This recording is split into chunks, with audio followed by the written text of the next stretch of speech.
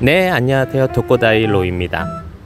자, 오늘은 남편이 갑자기 싫어진다, 부인이 점점 싫어진다. 이 주제가 좀 민감할 수도 있겠지만 한번 생각해 보셨으면 해서 이 주제로 오늘 말씀 나누려고 해요.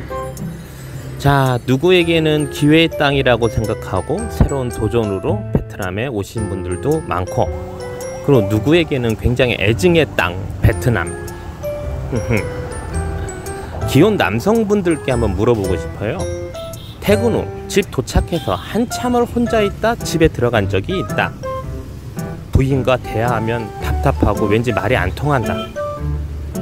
부인과 부부관계가 3개월 이상 없었다. 혹은 1년 이상. 집안에 있는 것보다 포장마차에서 혼자 소주 한잔 하는 것이 마음이 편하다. 고민을 부인보다 친구들에게 먼저 털어놓는다. 부인이 이제는 전혀 이성으로 느껴지지 않는다. 자, 여기서 여러분들, 여성분들께도 한번 이 똑같은 질문을 하고 싶어요. 베트남이나 타국에 산다는 것은 뭔가 목적이 있기 때문에 가신 거겠죠? 그러다 보니까 기본적인 삶에 대해서는 누구나 생각을 안 하고 사시는 것 같아요. 잠시 버려두고 그냥 바로 눈앞에 벌어지는 상황들만 헤쳐나가려고 정신없게 앞으로만 나가는 거죠. 그러다 보니까 이 해외에 거주하시는 분들 보게 되면은 나름대로 이런 문제들이 상당히 점점 좀 심각해지는 것 같아요. 특히나 동남아에 사시는 분들, 동남아에 있으면 여러 가지 유혹거리도 많고, 특히 남성분에게 상당히 좀 파라다이스 같은 느낌을 주게 되죠. 쉽게 말해서 어떤 이성에 대한 유혹이나, 그리고 쉽게 접할 수 있는 유흥, 그리고 값싼 가격, 이런 것들이 상당히 뭐 핑크빛 어떤 미래처럼 보여져서 여기 더 체류하고 싶은 남성분들이 상당히 많을 거예요. 근데 여기서 이제 생각해 보시면은 행여나 결혼을 하셨거나 그리고 여자친구가 있거나 이런 분들이 어떤 관계가 굉장히 좋게 오랫동안 유지되기가 상당히 힘든 조건이라는 거죠. 그리고 막연히 이거를 남자가 뭐 바람기가 많다, 남자가 뭐 성향이 굉장히 유혹에 약하다, 이렇게 폄하시키는 여성분들도 있는데, 그런데 이거는 꼭 그 문제만은 아닌 것 같아요. 어릴 적에 저 같은 경우도 저희 뭐 부모님이, 아버지가 어떤 뭐 예를 들어 술집에 간다, 이런 걸 상상하고 싶지가 않았거든요. 근데 나이가 한 살 한 살 먹을수록 조금씩 공감대가 형성이 돼가는 거예요.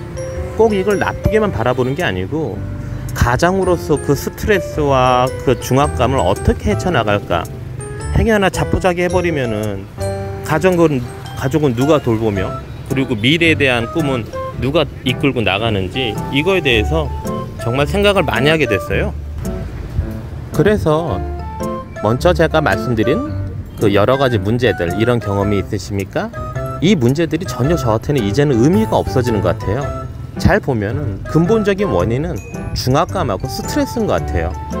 그러다 보니까 남성분들도 외도를 할 수도 있고, 유흥에 좀 빠져들 수도 있고, 그 여러 가지 유혹거리에 굉장히 흔들리기도 하고, 이와 반면 그 여자분들도 똑같은 것 같아요. 여자분들 같이 뭐 생계를 이끌어 가시는 뭐 맞벌이 부부, 이런 부부들마저도 굉장히 이런 부분에서 어떤 방법론, 어떤 솔루션을 모르시는 것 같아요. 아마 이런 중압감에 시달리는 분들은, 그분들이 가장 원하는 거는 적어도 가정이나 집에 왔을 때 그런 스트레스에서 좀 더 벗어나려고 안식처럼 느껴져야 되는데, 들어갔을 때부터 또 다른 작은 스트레스마저도 더 받아들이고 싶지 않아 하는 성향이 있는 것 같아요. 그러다 보니까 점점 멀어지고, 뭐 소통의 단절, 그리고 부부관계의 소홀함, 이런 걸로 인해서 서로 안 좋은 생각으로 계속 빠져드는 거죠. 그리고 엄밀히 따지면 남성분들에게 상당히 좋은 컨디션의 나라가 베트남이다, 이렇게 생각하실 수도 있는데, 여성분들도 그들 나름대로 어떤 방법들을 찾아내면서 이렇게 여가를 즐기거나 일종의 유익거리를 찾는 상황들을 많이 목격하게 됐어요. 단지 그런 내용들을 서로 공유하지 않을 뿐이죠. 베트남에 거주하시는 남성분들의 외도에 관한 내용들은 상당히 많이 들리다 보니까 그렇게 많이 흥미롭지가 않은데, 적어도 여성분들에 대한 어떤 외도에 관련된 이런 사건 사고들, 이런 뉴스를 접하게 되면은 상당히 충격적이기도 하고 전혀 저희는 솔직히 상상하지 않았었구나, 그들의 입장을 전혀 배려하지 않았구나, 이런 생각들을 하게 돼요. 일련의 사건으로 한인타운에서 어떤 주부님들이 헬스장에 다니는 잘생긴 남자 한 명을 데리고 돈을 서로 나누면서 유의를 즐겼다고 하는데, 물론 이게 걸려가지고 큰 한번 사건이 있었죠. 여자 아주머니 분들인가 한 3분이 남자 한 명을 두고 돈을 주고 방을 얻어주고 이렇게 공유했는데, 날짜가 겹쳐서 서로 질투하다 싸우다 뭐 이렇게 됐다. 물론 이건 저도 얘기 들은 거예요. 하지만 이런 것들이 왜 크게 이슈화가 되는가? 남성분들에 관련된 내용으로 우리는 어떤 사건 사고를 접하다 보니까 여성분들에 관련된 내용을 거의 접할 일이 없었잖아요. 그러다 보니까 어떻게 보면 남자분들이 이렇게 했다고 한다면 그냥 그렇게 넘어갈 수도 있는 상황? 그런 사건들이 있을 수 있지 생각하는데, 여성분들이 이런 일을 했다고 하면은 아주 난리가 나는 거죠. 아마 잊혀지지 않을 것 같아요. 여기 거주하시는 분들의 기억 속에는. 서로의 감정이 무너져가고 있을 때는 좀 더 많은 소통은 분명히 필요합니다. 그런데 어떻게 다가가느냐, 어색해하고 망설이다 보면 걷잡을 수 없게 돼요. 그러다 보니 무너져가는 한배가정, 무너져가는 주재원들, 쉽게 연애를 생각하는 남성분들, 그리고 여성분들, 사랑하는 방식은 누구나 다르기 때문에 제가 어떤 길라잡이 역할을 해줄 수 없어요. 그분들 스스로 방법론을 찾아내고 노력을 해야 된다는 것이죠. 근데 적어도 노력도 안 하고 이런 생각으로만 빠져드는 사람들에게는 한 번 정도 이 내용을 말씀드리고 싶네요. 노력을 해보셨습니까?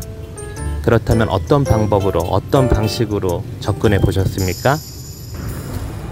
어떻게 살아나가는 거에 따라 베트남 생활이 굉장히 행복해질 수도 있다는 것을 명심하셨으면 하고요. 서로에 대한 배려심이 좀 더 많아졌으면 합니다. 한국은 지금 크리스마스 분위기가 나는지 정말 궁금하네요. 여기 동남아다 보니까 전혀 그런 걸 느낄 수도 없고, 그리고 시국이 시국인 만큼 그런 걸 즐길 여력도 안 되고요. 아마 한국도 지금 코로나로 너무 힘들다고 전에만 듣고 있는데, 부디 좀 이 코로나가 좀 진정돼서 다시 좀 활기 넘치는 세상이 됐으면 좋겠습니다. 오늘 베트남 로이 여기까지고요. 내일은 토요일이니까 좀 바깥에 나가서 재미난 영상들 많이 만들어서 올리겠습니다. 그러면 다음에 볼게요.